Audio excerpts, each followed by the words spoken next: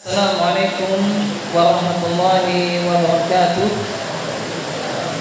Alhamdulillah wassalatu wassalamu ala rasulillah wa ala alihi wa ashabihi wa mawala. Ashhadu an la ilaha illallah wahdahu la syarika lah wa ashhadu anna Muhammadan abduhu wa rasuluh la nabiyya ba'dah. Baik kepada jemaah, kepada akhwat beserta daurah syariah yang terhormat di Musala Al-Barakah. Alhamdulillah, pada pagi menjelang siang ini Allah Jalla wa Ala menurunkan rahmatnya kepada kita. Maka jangan sampai kita lupa untuk berdoa dengan doa yang diajarkan oleh Nabi, Allahumma khayran nafi'an. Ya Allah, berilah hujan ini yang bermanfaat. Apa ya Allah, berikanlah hujan ini hujan yang penuh dengan manfaat. Baik ikhwan dan juga akhwat, dengarlah salam Nabi. Dengar ya. Dan mudah-mudahan yang di kelas yang akhwat bisa mendengarkan suara kami. Baik, tadi kita bagaimana pembahasannya? Hukum mengkafani mayit, ya tak? Kemudian hal-hal yang disunahkan dalam mengkafani juga sudah kita sampaikan. Ya, maka kaum muslimin dan muslimah rahimani rahimakumullah, maka kembali kepada kaidah tadi yang telah kami sampaikan, bahwasanya di dalam agama kita, di dalam Islam itu adalah agama yang mudah. Agama yang mudah. Ya, agama yang mudah. Yang Allah Subhanahu wa taala menurunkan agama ini kepada manusia. Ya, tujuannya adalah memang untuk memudahkan bagi pemeluknya. Maka ya ikhwan rahimani rahimakumullah, hukum asal memandikan jenazah itu mudah. Hukum asal mudah. Kapan terasa mudah? Ketika kita mengetahui apa? Ilmunya. Kapan terasa sulit? Ketika kita tak tahu ilmunya. Maka setiap yang Allah perintahkan, setiap yang Allah perintahkan itu adalah kemudahan. Contoh apa misalkan sholat, ya mudah. Bagi siapa? Bagi yang tahu ilmunya. Contoh kalau misalkan hujan gini, maka kita boleh untuk sholat di rumah, itu yang pertama. Kedua, kita boleh menjamak sholat kita ketika hujan. Boleh. Dan ini adalah hal yang sunnah yang tertinggalkan, yang lupa, yang tidak pernah dikerjakan oleh kaum muslimin. Maka kalau seandainya hujan deras nanti sampai azan zuhur, kita bisa menjamak sholat kita. Jadi apa sholat zuhur? Jadi sholat zuhur 4 rakaat, setelah itu asar 4 rakaat. Kenapa? Karena hujan boleh. Ada uzur, ada keringanan dari Allah Subhanahu. Ya. Maka indahnya Islam, mudahnya beramal. Kenapa? Karena agama kita ini turun dari Allah Subhanahu wa taala, dari Rabbul Alamin, dari Sang Maha Pencipta, bukan buatan manusia. Maka apabila agama yang dibuat oleh manusia, bingung Pak. Bingung. Kenapa? Karena agamanya tidak sesuai fitrah. Agamanya bertentangan dengan akal sehat dan dengan fitrah. Itulah agama yang diturunkan, ia bukan dari Rabbul Alamin. Baik jamaah kaum muslimin dan muslimat rahimani rahimakumullah, kita akan melanjutkan pembahasan kita, yakni kita masuk kepada sesi yang kedua. Ya, kita masuk sesi yang keberapa? Sesi yang kedua. Maka tentang berkaitan penyelenggaraan jenazah yakni memandikan jenazah dan seputar pemandian jenazah. Ya, dan sunnah-sunnah telah selesai kita sampaikan. Nah, sekarang kita masuk kepada mengkafani. Ya, kita masuk kepada apa? Mengkafani. Maka jemaah kaum muslimin dan muslimat rahimani wa rahimakumullah, silakan buka halaman 171. Ya, halaman berapa? 131. Jadi setelah dimandikan, ya, maka nanti kita praktek insya Allah. Setelah dimandikan, ya maka dikafani. Setelah dimandikan, setelah bersih maka dikafani. Maka kata Syekh, at-taniyan, yang kedua, al-kafanu. Yang kedua, ya setelah dimandikan, ya maka dikafani. Ya, setelah dimandikan maka apa? Dikafani. Kemudian kata Syekh, wujubuhu ma'khudun min amrin Nabi sallallahu alaihi wa ala alihi wasallam.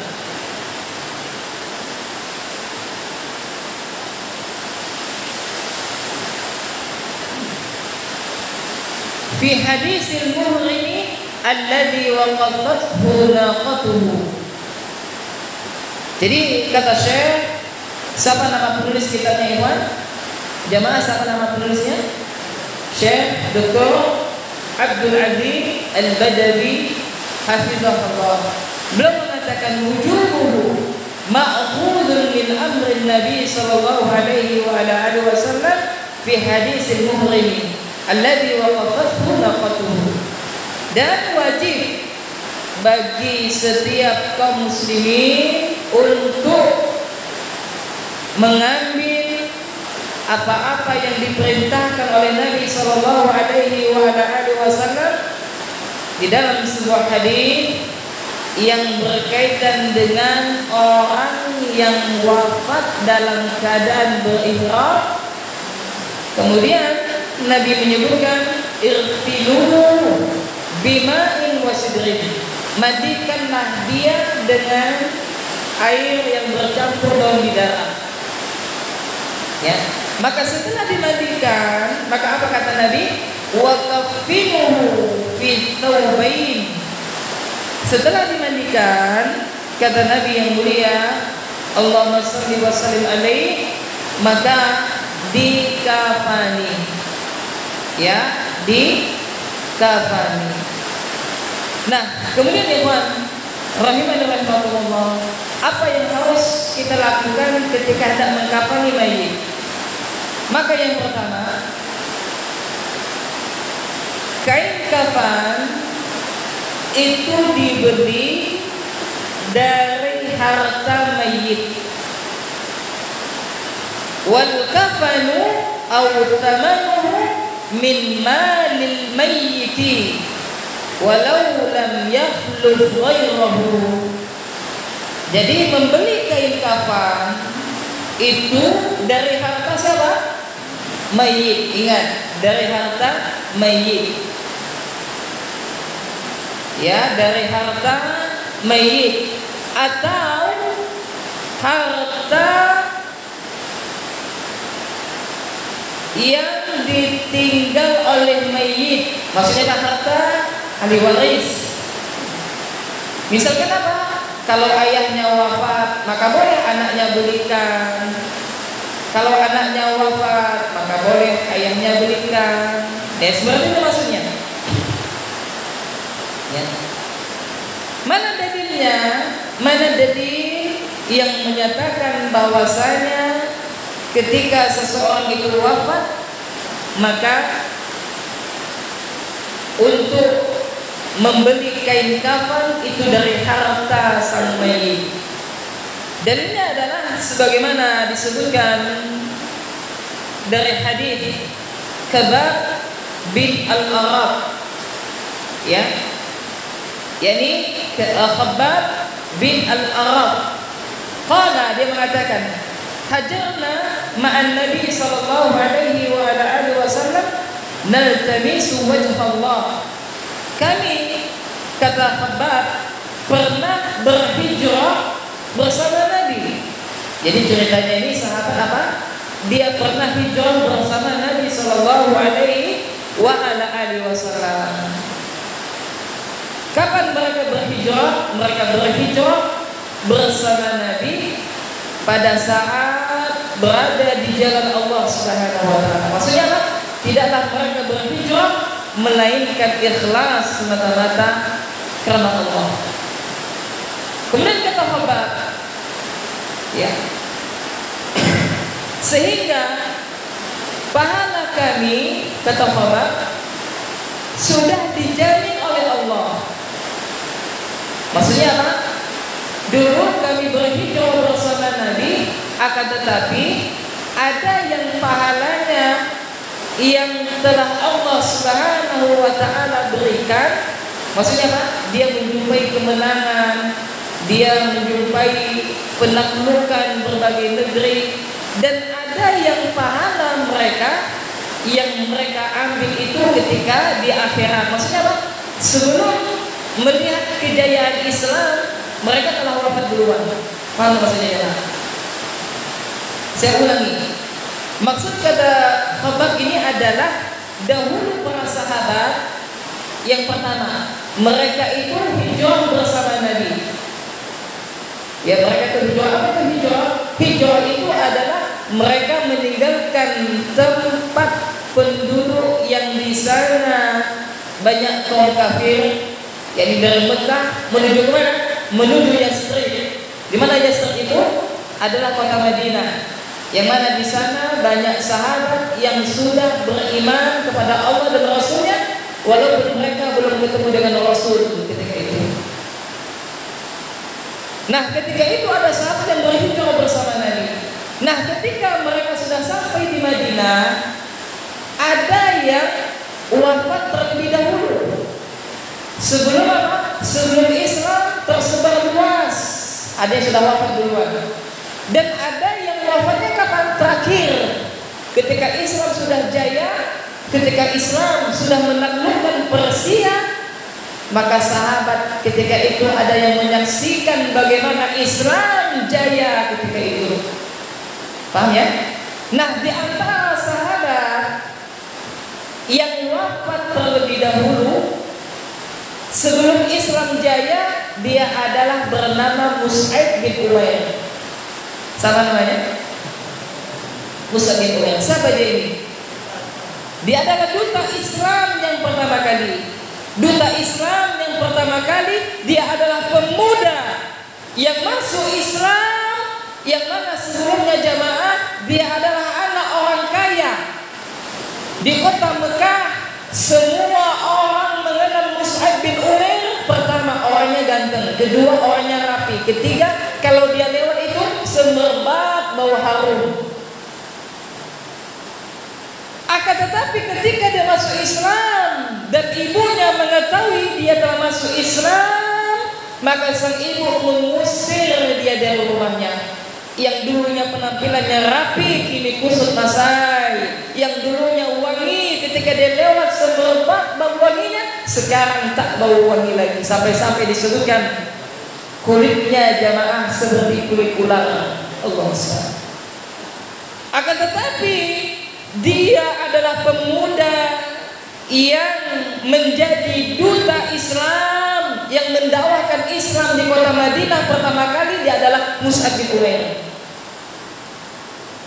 Mus'ab bin Umair radhiyallahu ta'ala anhu. Nah, Mus'ab bin Umair ini dia wafat pada perang Uhud. Pada perang apa? Perang Uhud. Nah, subhanallah jemaah, kaum muslimin dan muslimat, dengarkan. Maka ketika dia wafat, maka tak ada kain yang menutup wajahnya kecuali hanya setengah kain, potongan kain, yang mana kain itu adalah miliknya semasa hidupnya. Kalau seandainya ditutup di wajahnya, maka kakinya nampak. Kalau seandainya ditutup kakinya, maka wajahnya nampak. Orang anak orang kaya ini ketika masuk Islam, ketika dia dikuburkan, dikafani, kain kafannya tak cukup. Maka sahabat bertanya kepada Nabi, ya Rasulullah, sesungguhnya kain kafan Mus'ab bin Umair tak cukup ya Rasul. Kalau kami tutup wajahnya maka kakinya nampak, kalau kami tutup kakinya maka wajahnya nampak. Apa kata Nabi? Kalau begitu kata Nabi, tutuplah wajahnya dan kakinya, tutuplah dengan daun-daun pelepah kurma. Subhanallah. Perhatikan dosa itu. Nah, dia adalah dia adalah salah satu sahabat pemuda Islam yang berhasil dalam dakwahnya atas pertolongan Allah, karunia Allah, dan sebab usaha beliau akhirnya Yathrib menjadi kota Nabi sallallahu alaihi wasallam. Dialah yang membuka lahan dakwah pertama kali, mengajak penduduk Yathrib untuk masuk Islam, dan akhirnya semua penduduk Yathrib, suku Aus dan suku Khazraj masuk Islam, dan akhirnya mereka inilah menanti-nanti kedatangan Nabi sallallahu alaihi wasallam ketika Nabi hijrah bersama dengan siapa? Dengan siapa Nabi hijrah dari Mekah ke Madinah? Siapa nama sahabatnya? Nama Abu Bakar As-Siddiq. Akan tetapi ketika dia wafat, jamaah, kain kafannya tak cukup. Maka berdasarkan dengan dalil ini, para ulama menyebutkan ketika seorang muslim wafat, maka hendaknya membeli kain kafan itu dengan hartanya sendiri. Itu yang pertama. Kemudian yang kedua, wa yustahabbu fil kafani umurin, yakni yang kedua adalah jenis kain kafan atau apa? Kriteria kain kafan. Yang pertama dianjurkan, yakni apa? Al-bayabu, cari kain kafan yang berwarna putih, ya. Maka jamaah, ini sebagaimana sudah diamalkan oleh saudara-saudara kita, alhamdulillah, mereka mengkafani mayit dengan kain warna putih. Mana dalilnya? Dalilnya adalah di hadis Aisyah. Hadisnya adalah di qaulihi sallallahu alaihi wasallam, yakni dalam sebuah hadis dari Nabi yang mulia, Allahumma salli wa sallim alaihi. Apa kata Nabi? Nabi menyebutkan albatu min thiyabikumul bayadu. Pakailah pakaian kalian. Maksudnya pakailah pakaian kalian yang berwarna putih. Maka jamaah, kalau kita ada baju warna putih, ya, kalau bisa kita gunakan ketika hendak sholat Jumat. Kalau Anda tak ada baju warna putih, beli baju warna putih. Ya, beli ya. Nah, ini bukan promosi ya, nah. Beli baju putih. Nah, ibu-ibu, ya, para istri, ingatkan kepada suami tercinta, abang, beli baju warna putih, bang. Kenapa? Karena Nabi mengatakan albasu min thiyabikumul bayadu. Pakailah kalian pakaian yang warnanya warna putih. Boleh jubah, boleh gamis, boleh kemeja, yang penting baju warna putih. Paham ya? Nah, kemudian apa kata Nabi? Fa innaha khairu thiyabikum. Karena sesungguhnya baju warna putih itu adalah sebaik-baik untuk kalian. Ternyata baju putih ini sebaik-baik warna untuk laki-laki. Ya dah. Ya, boleh ke warna lain? Ya boleh. Pakai baju boleh ke warna lain, boleh warna hitam, warna merah. Ya kalau laki-laki boleh warna cerah, boleh. Ya warna apa lagi? Hijau stabilo boleh. Cuman yang lebih baik adalah warna putih. Nah, ini dalam hal apa ya? Untuk beribadah kepada Allah Subhanahu wa taala. Maka ada sebagian ustaz yang Anda perhatikan, dia tak pernah kecuali pakai baju putih terus. Kalau bisa aja tuh pakai baju putih terus, tak pernah baju yang lain. Mungkin baju putihnya banyak. Tak satu je tak. Banyak baju putihnya. Ya. Nah, kemudian kata Nabi yang mulia, Allahumma shalli wa sallim. Nah, Nabi mengatakan wa kafinu fiha, dan kafanilah mayit di antara kalian dengan warna tersebut. Warna apa? Putih.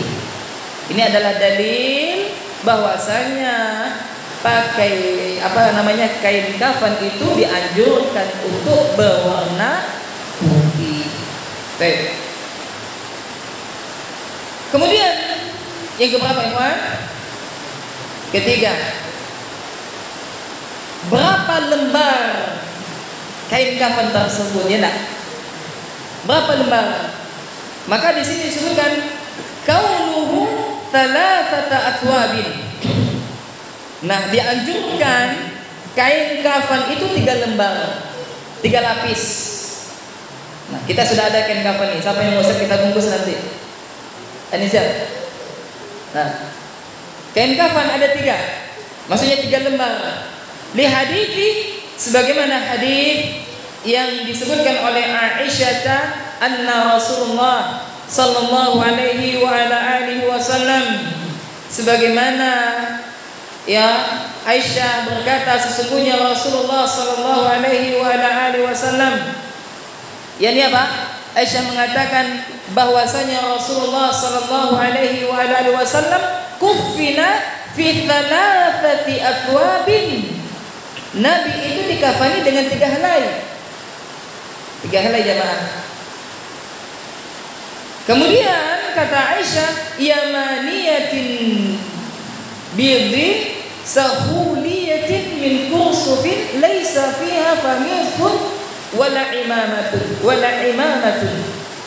Nah, apa kata Aisyah radhiyallahu ta'ala anha? Nabi itu sesungguhnya Nabi itu dikafani dengan apa tadi?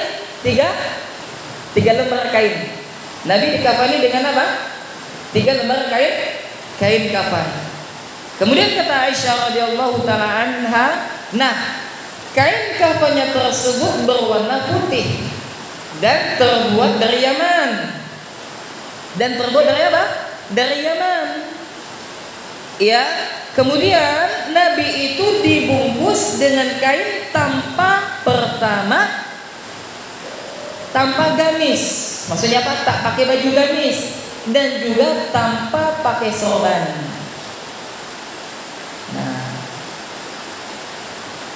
ini sebagaimana hadis yang disebutkan oleh siapa? Aisyah radhiyallahu ta'ala anha. Maka berdasarkan dengan hadis ini, maka cukup sebenarnya bagi kita mengkafani mayit dengan 3 lembar kain kafan. Tak perlu kita tambahkan gamis atau tak perlu kita berikan sorban. Kenapa? Karena jenazah Nabi yang mulia Allahumma shalli wa sallim alaih, sebagaimana diriwayatkan oleh istrinya tercinta, ibunda kita tercinta, bahwasanya Rasul itu dikafani dengan 3 kain kafan, 3 lembar kain kafan yang berwarna putih dan terbuat dari Yaman. Maksudnya produknya itu dari Yaman dan tanpa menggunakan gamis dan tanpa menggunakan imamah. Apa imamah itu? Sorban, tanpa. Nah, ternyata yang dilakukan oleh sahabat terhadap jenazah Nabi tersebut itu dengan 3 helai kain kafan yang berwarna putih yang terbuat dari Yaman tanpa mengenakan Nabi komisun. Ya, apa komisun itu? Laisa fiha komisun. Jadi apa? Tanpa menggunakan gamis. Maksudnya apa? Tanpa ada menggunakan baju lagi. Jadi langsung dibungkus.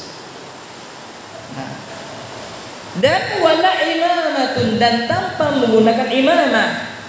Ya, seperti itu. Kemudian jemaah rahimani wa rahimakumullah. Kemudian yang keberapa selanjutnya? Keempat. Yakni apa?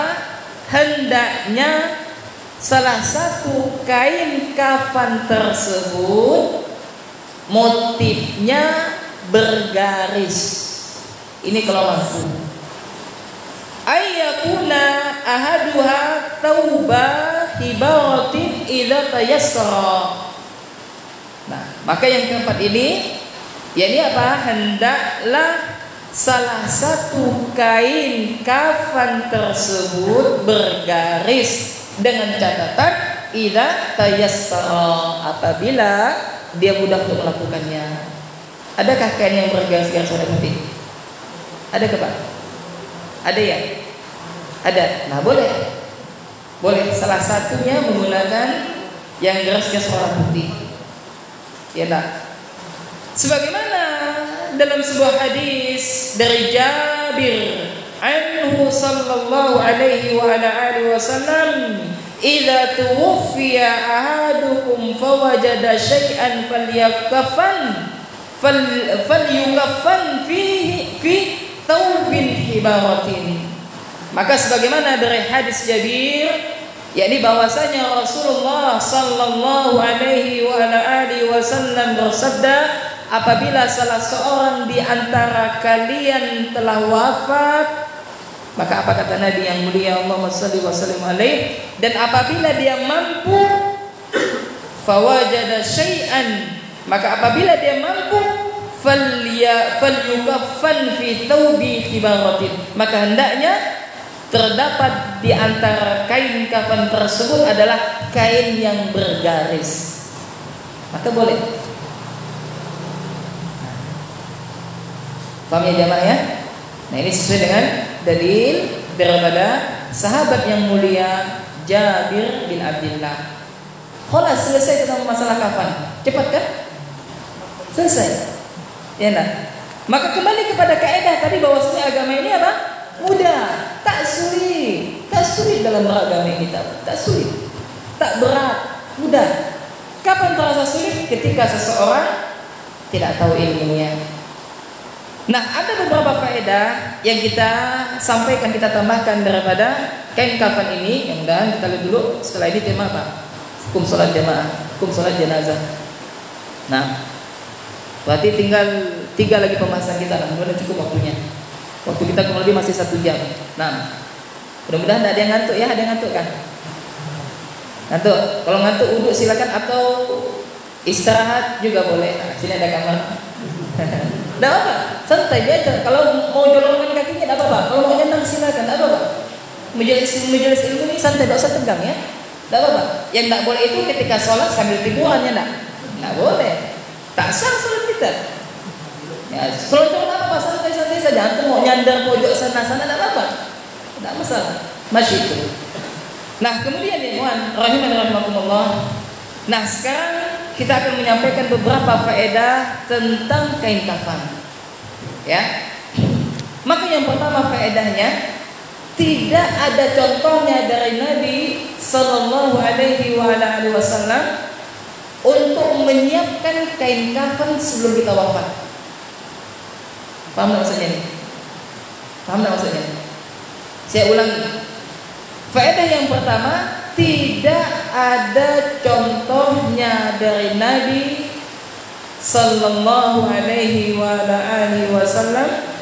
Tidak ada contoh daripada Nabi sallallahu alaihi wasallam untuk menyimpan kain kafan sebelum wafatnya. Maksudnya apa? Kita sengaja beli kain kafan untuk ingat mati. Tak ada diperintahkan oleh Nabi seperti itu. Malah anak kita nanti takut ya enggak? Anak kita buka, mak, tak ada kain kafan mak. Untuk mama nong. Nangis kena anak kita enggak? Pak, tak ada kain kafan pak. Untuk bapak kalau mati nong. Takut anak kita.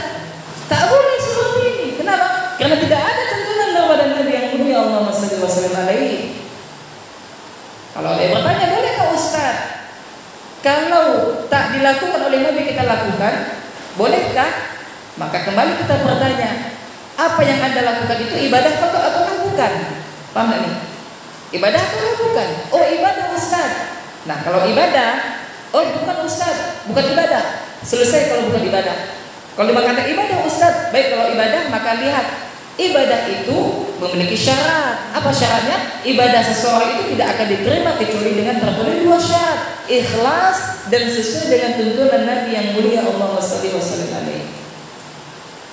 Nah, ternyata kalau ada orang yang sengaja menyimpan kain kafan di dalam lemarinya, Nah, yang ditanya dulu untuk apa? Untuk apa dulu? Kalau untuk selimut boleh kan? Ya boleh kalau untuk selimut. Ya enggak? Boleh Pak. Memang ada selimutnya dari kain kafan? Boleh. Untuk apa lagi?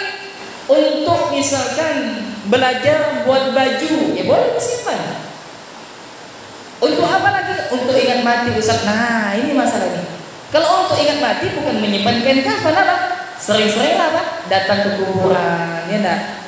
Apalagi sering-seringlah ke rumah sakit, lihat orang yang tergeletak sakit, ada yang pecah kepalanya, ada yang patah kakinya, ada yang masuk impus selang di dalam kemaluannya. Nah, banyak. Itu adalah salah satu kita mengingat kematian, bukan dengan menyimpan kain kafan. Dan hal yang terpenting adalah faedah dalam mengingat kematian adalah kita semangat beramal, semangat melakukan ketaatan dan kebaikan. Kemudian faedah yang kedua tentang masalah kain kafan, yakni apa?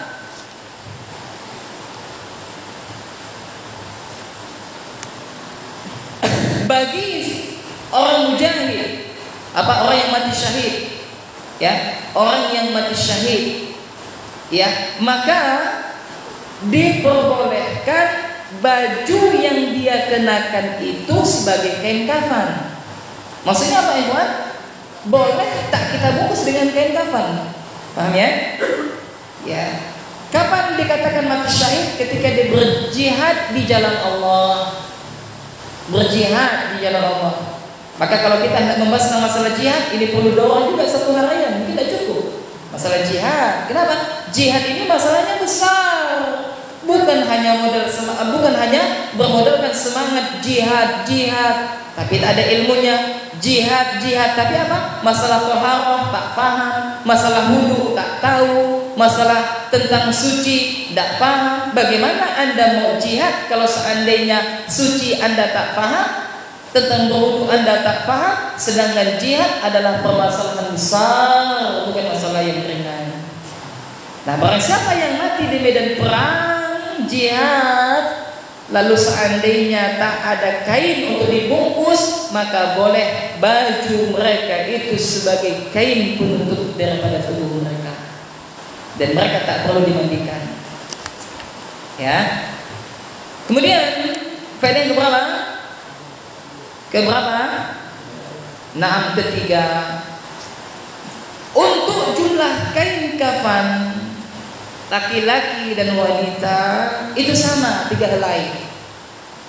Nah, ada sebagian lagi mengatakan 5 helai.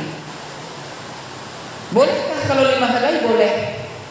Bolehkah kalau 5 helai? Boleh. Dan kita juga jangan kaget nanti kalau seandainya ada jenazah wanita hanya dibungkus 3 helai. Boleh. 3 helai boleh, 5 helai juga boleh. Ini khusus bagi siapa? Bagi kaum wanita. Kemudian jemaah rahimani wa rahimakumullah. Kemudian faedah yang keberapa? Dari kain kafan ke berapa? Keempat.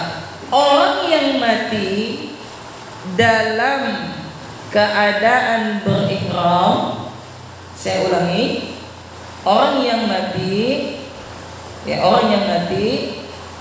dalam keadaan berihram dikafani dengan 2 kain yang dikenakannya. Maksudnya apa? Cukup bagi mereka yang wafat dalam keadaan berihram, yakni apa? Dikafani dengan 2 kain kafan yang dia gunakan. Pernah lihat orang pakai baju ihram kan? Ya enggak? Itu tak boleh pakai minyak wangi. Bolehkah pakai celana dalam? Tak boleh. Maka apabila ya ikhwan, dan kita berdoa mudah-mudahan kita diwafatkan dalam keadaan husnul khatimah, kalau bisa di tanah suci dalam keadaan berihram, dalam keadaan umroh atau haji. Kenapa? Maka barang siapa yang wafat dalam keadaan berihram, maka ketika kelak mereka dibangkitkan dengan apa? Bertalbiyah, labbaik Allahumma labbaik, Subhanallah. Ketika dibangkitkan dia mengatakan seperti itu. Ini terutama bagi siapa? Orang yang wafat dalam keadaan berihram. Nah, kemudian jemaah rahimani rahimakumullah. Kemudian apa? Kaidah yang keberapa? Kelima. Bolehnya bahkan dianjurkan kain kafan diberikan wangi-wangian, diberi wangi-wangian. Kain kafan diberikan apa? Wangi-wangian. Ya boleh apa? Kain kafan apa diberi apa? Wangi-wangian. Apakah semua kain kafan diberikan wangi-wangian? Iya. Ya, kain yang pertama, kedua, ketiga. Minyak wangi apa Ustaz? Terserah, yang penting bau wangi. Minyak wangi itu tidak apa-apa.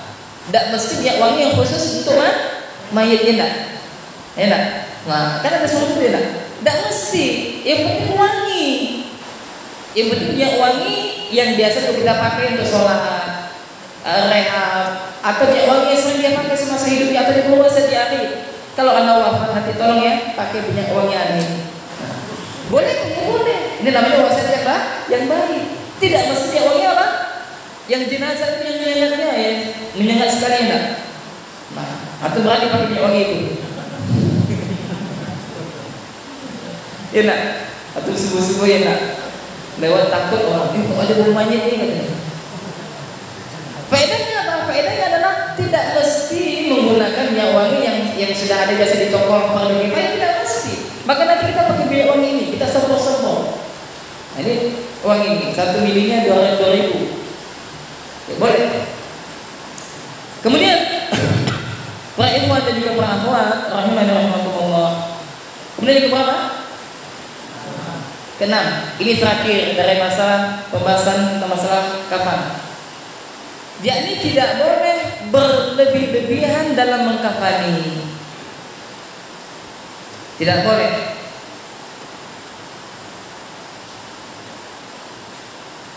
Maksudnya apa? Wah, ini mentang-mentang dia orang kaya, dia berwasiat, nak, dek, pun abang telah mati, abang telah wafat, tolong adik berikan kain kafan sebanyak 20 helai. Banyak benar, ya. Tebal 20 helai, jangan. Bolehkah kita menunaikan wasiatnya? Tak boleh. Maka bagi anda wahai para ananda, anak-anak sekalian, ya kita termasuk anak-anak ini yang memiliki orang tua, kalau ada orang tua kita yang berwasiat, maka sebagai anak yang berbakti harus kita tunaikan wasiatnya. Dengan catatan apa? Wasiat tersebut tidak ada unsur apa tadi kita sampaikan? Kezaliman, ya kan? Apa salah satunya tadi berwasiat untuk menggunakan kain kafan sebanyak 20 helai?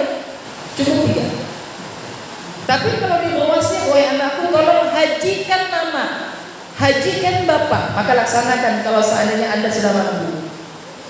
Atau dia berwasiat tolong bayarkan fidyah daripada puasa ibu, karena ibu kemarin lupa bayar fidyah, maka anda harus wajib menunaikan wasiatnya. Maka barang siapa sang anak yang menunaikan wasiat orang tuanya yang telah wafat, itu salah satu bentuk bakti kita kepada orang tua kita yang telah tiada. Nah, demikian tentang masalah kafan. Nah, ternyata setelah kita pelajari di dalam mengkafani jenazah itu tidak mesti dikasih kapas. Kenapa tidak mesti? Karena bentuk jenazahnya tidak ada keluar cairan. Paham? Kalau seandainya dia ada keluar cairan, ya misalkan darah atau yang semisalnya, barulah kasih kapas. Di mana? Di bagian lubang-lubang tertentu yang tempat keluarnya darah atau yang tempat keluarnya kotoran. Di mana? Mohon maaf, di bagian belakangnya. Tapi kalau seandainya jasadnya tidak ada apa-apa, maka tanpa kapas pun tak masalah. Karena tidak ada disebutkan oleh Nabi dan juga para sahabat. Dan ketika Nabi wafat tak ada kapas di hidung Nabi, di telinga Nabi, di mulut Nabi, tak ada. Kenapa? Karena sahabat mengatakan tidak ada sesuatu aku lihat lebih bagus daripada mayitnya Nabi. Maksudnya apa? Nabi ketika hidup dan wafatnya sama jasadnya, lembut tak kaku seperti orang tidur. Makanya ketika Nabi wafat, Umar saking cintanya tak menerima Nabi kalau Nabi telah wafat. Maka apa? Diambil pedang, dia mengeluarkan pedang dari sarungnya sambil dihayu apa? Dia bahasa kita? Dia bikin itu. Hah? Nah, diayo-ayokannya sambil mengatakan, barang siapa yang mengatakan Nabi telah wafat akan aku penggal kepalanya. Subhanallah, saking cintanya Umar. Sejak kapan Umar kata seperti itu? Setelah dia melihat Nabi telah wafat. Katanya apa? Nabi tak wafat, Nabi sedang bertemu kepada Tuhannya, kepada Rabbnya, sebagaimana Nabi Musa alaihissalam yang bertemu dengan Allah selama 40 hari. Maka dia sambil mengayun-ayunkan pedangnya, menghalau-halaukan pedangnya, sampai mengatakan Nabi wafat akan aku penggal kepalanya. Maka ketika itu suasana semua sahabat tertunduk wajah mereka. Tidak ada yang berani menenangkan Umar. Kenapa? Salah dikit hilang kepala, Pak. Subhanallah, Pak. Siapa Umar? Dialah tadi yang kita ceritakan apa? Orang yang dulunya hendak membunuh Nabi, akhirnya orang yang dikuburkan di sebelah Nabi. Sebagaimana tadi sebelum kita bahas ketika membahas kitab Riyadhus Shalihin. Subhanallah. Saking cintanya dia kepada Nabi, dia tak menerima kalau Nabi itu telah wafat pada saat itu. Siapa yang datang menenangkan Umar? Abu Bakar. Maka boleh ya, yang kita terlihat nanti, boleh seorang itu mencium mayit. Sebagaimana Abu Bakar masuk ke kamar Aisyah, dilihatnya tubuh Nabi yang mulia telah tertutup dengan kain. Maka Nabi datang, maka Abu Bakar datang, Abu Bakar buka kain tersebut, melihat wajah Nabi, maka dia mengatakan, demi ayah dan ibuku sebagai tebusan ya Rasulullah, sesungguhnya engkau telah wafat sebagaimana pernah Nabi. Maka diciumnya dari Nabi, maka apa? Ditutupnya lagi. Maka Abu Bakar pun keluar dari kamar anaknya tercinta Aisyah radhiyallahu taala. Dia mengatakan, ya ayuhan nas, kata sahabat Abu Bakar, wahai manusia, ma minkum, barang siapa di antara kalian ya'budu Muhammad, yang menyembah Muhammad, qad mat, maka sungguh Muhammad telah mati. Wa man minkum ya'budullah, dan barang siapa di antara kalian yang menyembah Allah, Allah al-hayy wa la yamut, Allah maha hidup dan Allah tak mati. Maka dia membacakan ayat apa dalam sebuah firman Allah, sesungguhnya Muhammad itu adalah siapa? Rasul Allah yang telah berlalu beberapa rasul sebelumnya. Maka barang siapa di antara kalian yang murtad setelah wafatnya, maka kalian mendapatkan dosa yang besar dan diancam masuk neraka. Ketika Abu Bakar membacakan ayat tersebut, jatuh Umar, lemas kakinya, Pak. Dia mengatakan apa? Wallahi demi Allah, seakan-akan baru itu pertama kali saya mendengarkan ayat Allah tentang perubahan Nabi sallallahu alaihi wasallam.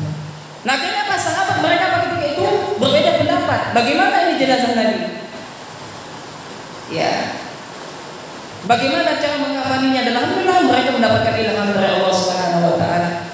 Ya, lalu mereka memperlakukan jenazah Nabi tadi tanpa dikasih kapas, tanpa menutupi lubang-lubang di bagian tubuh Nabi daripada kapas, dan hanya mengkafani Nabi dengan 3 helai kain kafan tanpa menggunakan gamis dan tanpa menggunakan imamah.